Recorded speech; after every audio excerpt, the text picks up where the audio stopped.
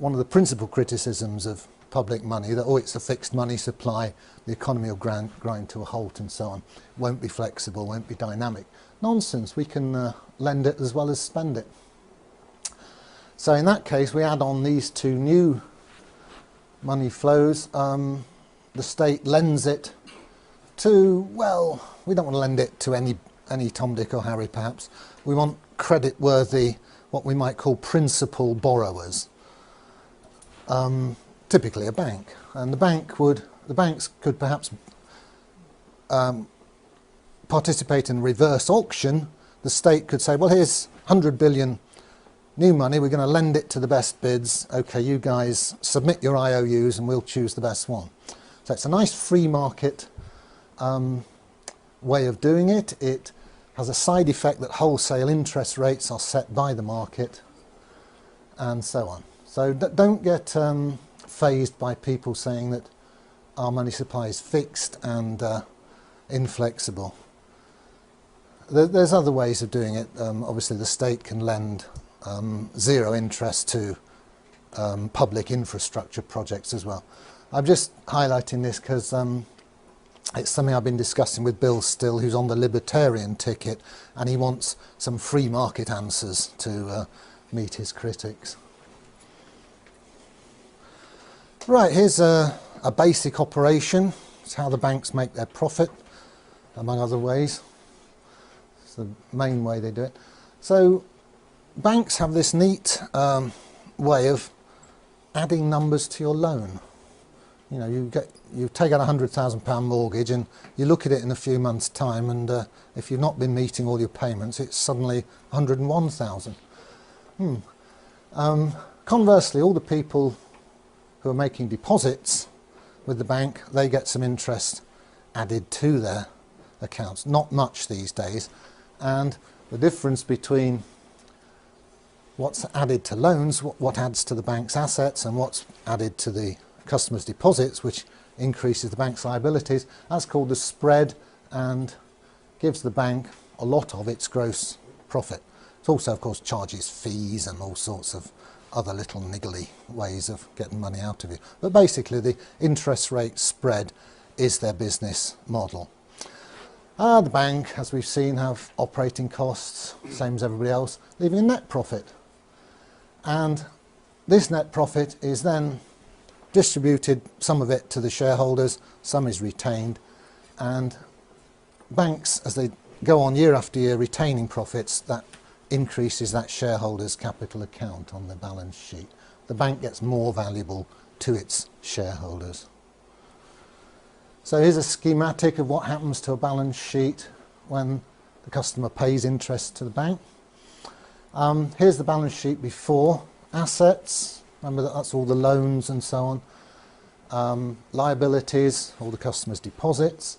Here's a customer with some money in the bank. Unfortunately, the bank now is demanding that money from him as interest, and he pays it. What happens to the balance sheet? Well, the assets stay the same, all the loans. That money didn't get added to his loan, it was actually paid by him. Where does it go? Well, schematically, it ends up in the shareholders' capital account here, which grows by that amount. Other liabilities stay the same. Obviously, it goes through, in formal real-world accounting, will go through the profit and loss account. But profit and loss accounts are regularly reconciled into the balance sheet. So we can say schematically that this charge on the customer, the interest, is ending up, to a first approximation, as shareholders' capital. And remember, if you wind the bank up, this is perfectly spendable money. Yeah. Conversely, it's just when the bank pays a little bit of interest to a customer, well, here's the shareholders' capital account, and it shrinks, and the customers get some new money. That's a liability to the bank. So it's just the opposite of the previous slide. There's the gross interest charged on loan. There's the interest paid back to depositor. The difference is the gross profit, which it's sort of a bit skew that it accumulates on the liability side of the bank's balance sheet, but all that means is that the shareholders have dibs on it, should the bank be wound up. Okay, I'll switch tack now to the basic structure of the UK banking system, which is a two-tier system. There's a bunch of banks, high street banks, Lloyds, HSBC and Barclays, etc. And the customers interface with those commercial banks. We deposit our money there and we take loans from them. Each of those banks has its own reserve account at the Bank of England, the central bank. As we'll see, the numbers here that the banks have on their asset sides have different qualities to the numbers here, the ones we get to use, or renter currency. We can't get our hands on the stuff there, unfortunately, although we own it, the bank. So here's a schematic of the two-tier money system. Here's us out here in the economy using what are called broad money numbers. Those ones that have been lent into existence, they're just called broad money. There's a lot more of them than what's called the base money, which circulates between the banks. Goes from one reserve account to another within the computers at the Bank of England.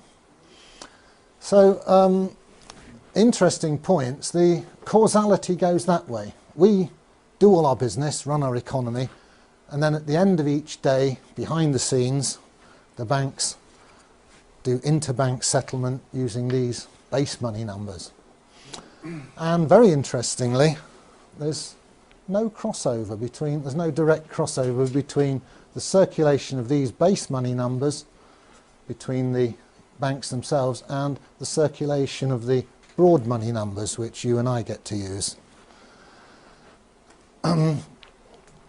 That curtain puts a barrier between them. There are ways, there are conduits between the two. Technically, you can buy and sell gilts here, and you can buy and sell gilts here, and the banks can order physical cash here, and we can get hold of physical cash. But as regards the electronic money, that's more or less all of our medium of exchange, these two circulations are disjoint, they don't cross over. Mike Black is going to explain this more fully this afternoon, or later this morning, later anyway. So, here's the overall picture. There's the money numbers that we use. They come in and out of circulation as loans are taken out and repaid. Ambiguity, are they money or credit? Well, you can always have a good argument about that. To all intents and purposes, they're money. And they circulate with great complexity as we do our business. And then basically at the end of each business day, the huge number of money transfers of this sort of broad money is settled by net transfers of this sort of base money. As I said, there's far fewer of these base money numbers. They're internal to the banking system, and crucially they're issued debt-free by the Bank of England. It's been doing quite a lot of that lately with quantitative easing. The more money numbers you have in this part of the system, the more easily the banks can settle their differences at the end of each day, because they don't always actually transfer the numbers to each other. Sometimes they have to lend them to each other, and of course then you've got to trust that the bank you're lending to is going to pay you back, and if they look a bit shaky, you're a bit more reluctant to lend to them. So it's quite complicated what goes on here, the inner workings of the system. I like to think of it like this. Because of the disconnect between the two circulations, we're almost moving to a system where we the people, the users, get to use these funny money numbers, and the guys running the system are settling up between themselves at the end of each business day using these other numbers. And there's getting to be such a disconnect between them, they might as well be using Smarties to settle up, because their game is to make a very good living by making the rest of us use their funny money numbers. And we gradually, since the Second World War, we've moved incrementally into this, what's now a scam. I think I'll leave it there then and take questions.